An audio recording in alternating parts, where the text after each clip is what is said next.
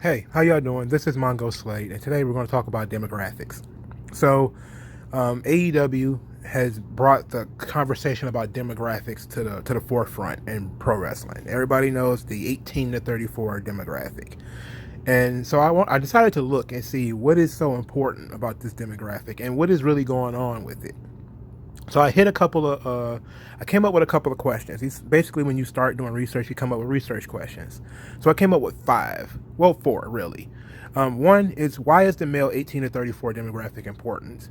Two, is this importance changing, growing, going up, going down, whatever? Three, are men watching more or less TV? And four, what are they watching if they are watching TV?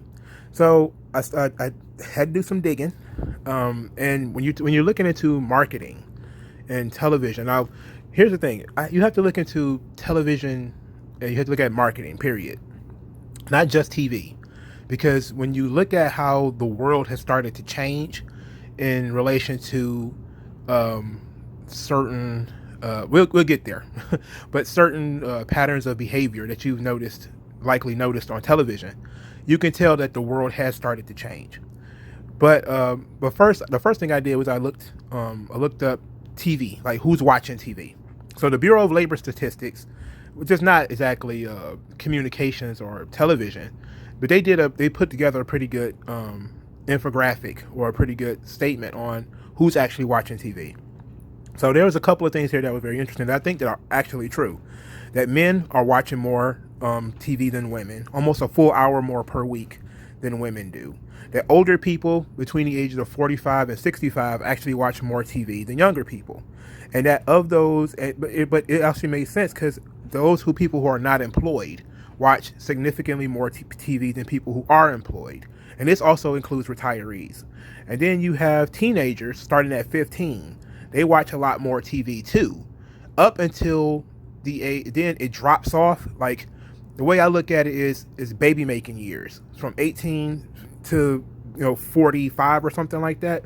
Those are your baby making years. Those are when people are watching less TV. So you're watching a lot of TV at 15 to 18, and then your TV watching falls off, and then at 45 it goes back up.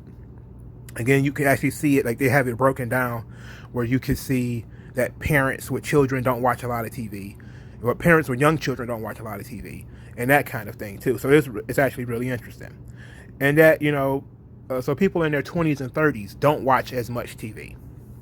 So I thought that was very interesting because we are talking about television, and this was in 2018, so it wasn't that long ago. And of course, I've also done videos on cord cutting and different things like that. We're not going to go into that right now. So I found something else that was interesting, specifically that the male 18 to 34 demographic, actually the influence of this demographic is actually falling. It's actually going down. This is from an article I saw on NPR, and it says that economic factors are why the male 18 to 34 demographic is actually going down. As you have a lot of men who are unemployed in that demographic, you have a lot of men who can't find jobs, a lot of men who are unemployed in that demographic. The demographic's influence is actually dropping. So this is some interesting things that I found here. It's that one guy says that men are no longer the influence.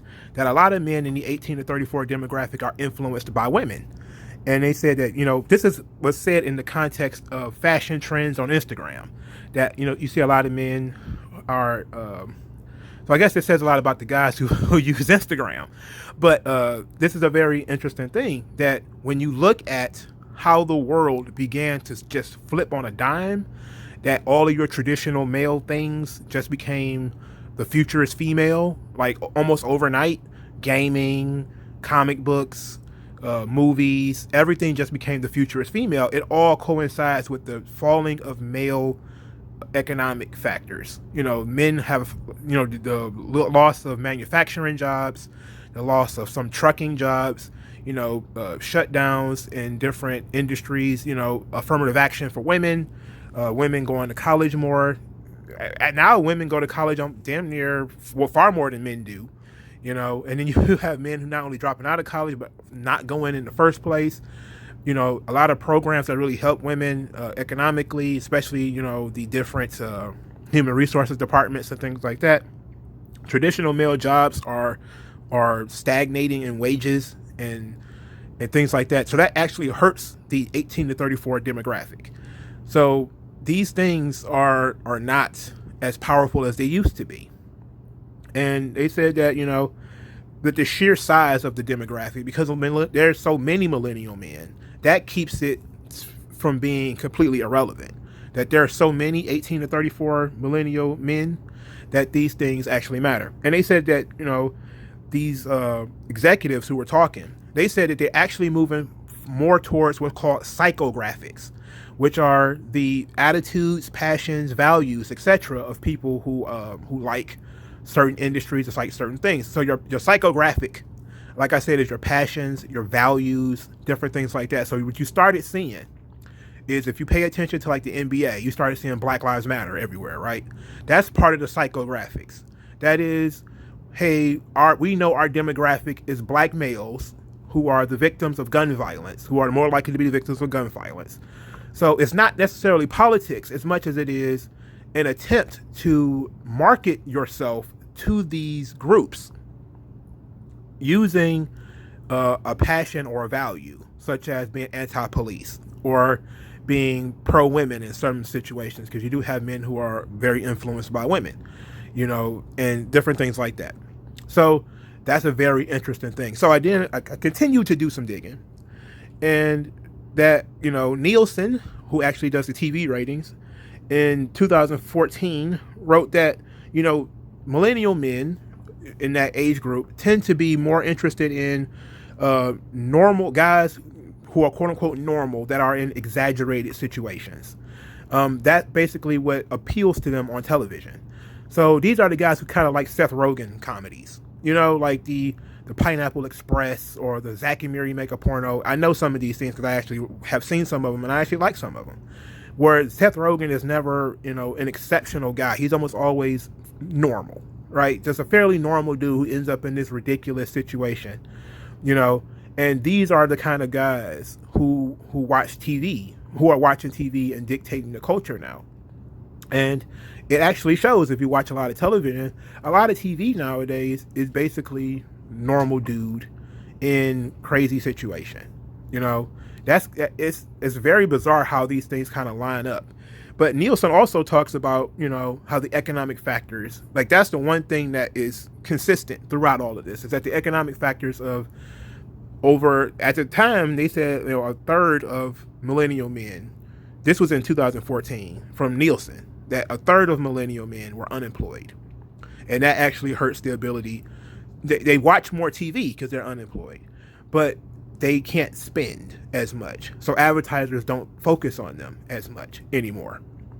So that kind of is an interesting thing that I thought to bring to my viewers, is that AEW talks a lot about their male demographics, but you have to understand that the male demographic of 2020 is, and for the last couple of years from all the different things that I've seen, is not the same male demographic that it was in 2000 or in 1980 or anywhere else, because of the economic factors. It got nothing to do with wrestling. It got nothing to do with wrestling. It got nothing to do with TV.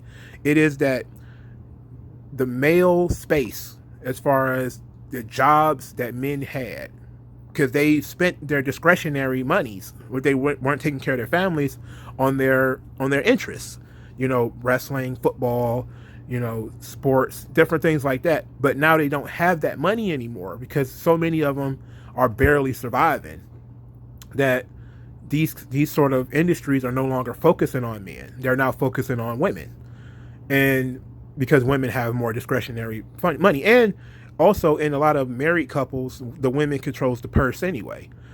She decides, especially big ticket items, televisions, couches, stuff like that, where you go on vacation, different things like that. So they'll target the women, knowing that the women can influence the man through, sex and all that type of stuff. They used to say that men will buy what women want. Like it's like the old Dave Chappelle joke where he says, if I could fuck a woman in a cardboard box, I wouldn't buy a house. Like that's something that I remember. I remember some things very clearly, And that's one of those things that I remember very clearly, and I think that's very interesting because it's also very true. Just look at it in your regular life, man. Like, how many things do you do actually just to get women's attention? Getting certain haircuts, getting, doing certain things, wanting to have a certain job, feeling like you have to dress a certain way. These sorts of things are women's influence on you. And what we're looking at is the female influence on culture. So you see a lot of the futurist female stuff, and the pushing of feminism and women's, I don't want to say liberation because that sounds so old school, but a lot of the women's stuff onto people, and the psychographics of equality and Black Lives Matter and LGBT stuff, because that stuff, a lot of it appeals to women and minorities. You see a lot of that stuff actually pushed more onto sports and different things like that. Also, Nielsen said that black men watch more television than white men. So, and then also, obviously, they also watch more sports. So that's why you have a lot of that proliferation of the black media messaging on television, is because black men watch more TV than white men. Even though they're more likely to be unemployed, they get their viewers, they get paid through viewers. So if you're watching, that's good enough. Now it'll start to change if you're not buying, but they need to get your eyeballs on the screen first.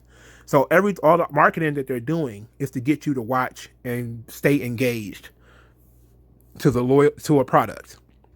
So you started seeing that sort of messaging. So when you see these messagings, these political messagings, then you just know that that's basically psychographics. It is a psychological game being played on you by organizations who are saying, this is what you value. This is what people in your age group, this is what they value. And if you see like a slate of Star Wars movies coming out, or TV shows, or comic books, or whatever, and it's actually gender flipping all the females to males, or the males to females rather, all that type of stuff, is basically because they're moving away from the male demographic. They're trying to attract more women. Now, I haven't seen any information that says that women are more interested in watching women fight or watching women wrestle or anything like that. I've seen some people say stuff like, well, they're trying to get more women to watch wrestling. That's why they have all these long women's matches now. And I said to myself, there's no evidence. There was a higher amount of females in the crowd when there was no women's match, period. Like there were, it's kind of a weird thing, but if you go back and you watch the 80s, like Mid-South or World Class or something like that, you can hear like most of the crowd is female. But now you watch wrestling today and most of the crowd is male. And that's going to be my next question, is what happened to the female audience? But before we get there, I want to thank you guys for listening to this video. Like this video, hit me with a $1 challenge, take the $1 challenge, hit me with $1. Thank you guys for listening, and we'll get into that next question some other time when I actually feel like doing the research. But thank you guys, and I'll talk to you guys later.